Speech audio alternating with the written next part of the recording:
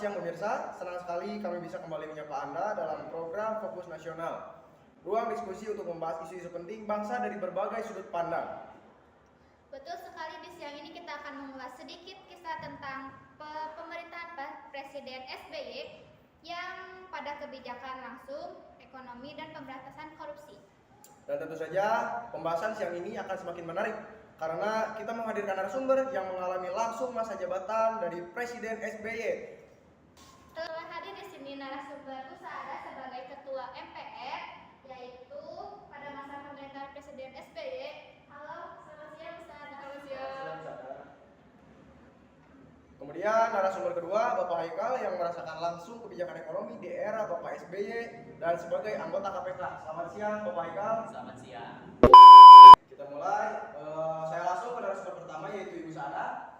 Sebagai anggota MPR pada saat itu, bagaimana suasana politik ketika Indonesia pertama kali melakukan pemilu presiden secara langsung? Saat itu suasananya cukup dinamis. Pemilu langsung adalah hal baru bagi masyarakat Indonesia. Antusiasme dari masyarakat juga cukup besar, namun di sisi lain tantangannya juga tidak kecil, baik dari regulasi, kesiapan partai politik maupun pendidikan politik masyarakat. Ya. Berarti pemilu langsung membawa perubahan yang sangat besar bagi demokrasi kita ya, Bu? Betul sekali.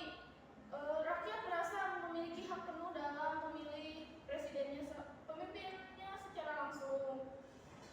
Ini menjadi langkah penting dalam pendewasaan demokrasi Indonesia, meskipun banyak yang harus dievaluasi tentunya.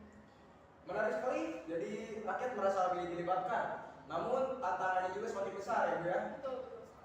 Kita langsung ke segmen 2, yaitu kebijakan ekonomi.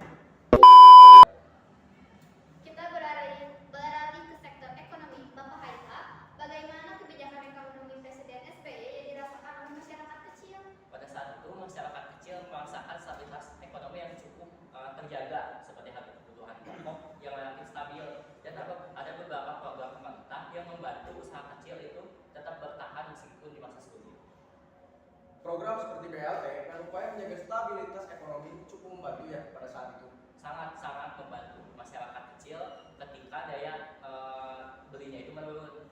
Nah, meskipun nilainya tidak besar, tapi dampaknya terasa langsung, terutama bagi keluarga dan pelaku usaha kecil. Artinya meskipun belum sempurna kebijakan ekonomi saat itu, tetap memberi dampak nyata bagi masyarakat, dong, Pak? Tetap. Oke, kita langsung lanjut ke segmen 3, pemberantasan korupsi. Masa pemerintahan Presiden SBY sering dikaitkan dengan penguatan peran KPK. Pak Haikal, bagaimana suasana dan respon di parlemen serta masyarakat pada saat itu?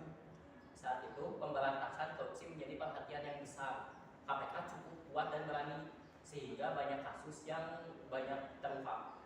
Nah, di masyarakat ada harapan besar penegakan hukum yang lebih adil dan lebih tegas. Bisa dibilang ini merupakan masa yang cukup tegas dalam pemberantasan korupsi, dong, Pak? Iya, bisa dikatakan demikian. Walaupun tidak mudah dan penuh tantangan, namun upaya pemberantasan korupsi di era ini tuh memberikan efek jera yang meningkatkan kesadaran publik tentang pentingnya integritas. Dari diskusi siang ini, kita melihat bahwa masa pemerintahan Presiden Susilo Bambang Yudhoyono merupakan periode penting dalam perjalanan demokrasi Indonesia. Ya, pemilu langsung, kebijakan ekonomi, pemberantasan korupsi serta penanganan berbagai tantangan nasional menjadi bagian dari pengalaman dan pembelajaran bangsa.